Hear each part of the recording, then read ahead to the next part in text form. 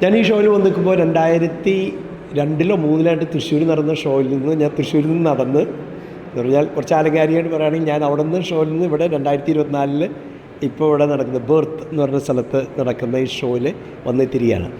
അന്ന് റാസിയുടെ digital painting show കാണുമ്പോൾ എനിക്കും വളരെ പുതിയ അനുഭവമായിരുന്നു.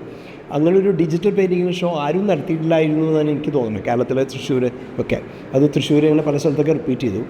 ഇപ്പോൾ റാസി ഇവിടെ ഈ ഷോയുടെ ഇതൊക്കെ ഞാൻ വായിച്ചപ്പോൾ ബഷീറിനോട് കടപ്പാട്, പിന്നെ ഒരു മുറിയിൽ ചെല്ലുമ്പോൾ ബഷീറിന് തന്നെ ഡെഡിക്കേറ്റ് ചെയ്തുള്ള ഒരു മുറി പോലെയൊക്കെ അവിടെ ബഷീറിൻ്റെ വരികളും ഒക്കെ എഴുതി വെച്ചിരിക്കുന്നതൊക്കെ എനിക്ക് അത് വായിച്ചു കഴിഞ്ഞിട്ട് എനിക്ക് റാസിയോടുള്ള കടപ്പാടാണ് എനിക്ക് ഓർമ്മ വരുന്നത്. റാസിയോട് എനിക്ക് കുറേ കടപ്പാടുണ്ട്. കടപ്പാടെന്ന് പറയുമ്പോൾ വളരെ നല്ല അർത്ഥത്തിൽ ഒരു 2005 തൊട്ടൊക്കെ റാസി ഞാൻ കൂടുതൽ ഇടപെട്ടിട്ടുള്ള ചേതന മീഡിയ ഇൻസ്റ്റിറ്റ്യൂട്ട് തൃശ്ശൂർ, അതിനുശേഷം 2015 മുതൽ ചേതന കോളേജ്, ഇതിനൊക്കെ അതിൻ്റെയൊക്കെ ഒരു രൂപകൽപ്പനയിൽ റാസിയുടെ വലിയൊരു പങ്കുണ്ട്. അതേപോലെ തന്നെ അതിൻ്റെ ഇടയിൽ വരുന്നതാണ് വിബ്ജിയോർ ഫിലിം ഫെസ്റ്റിവൽ.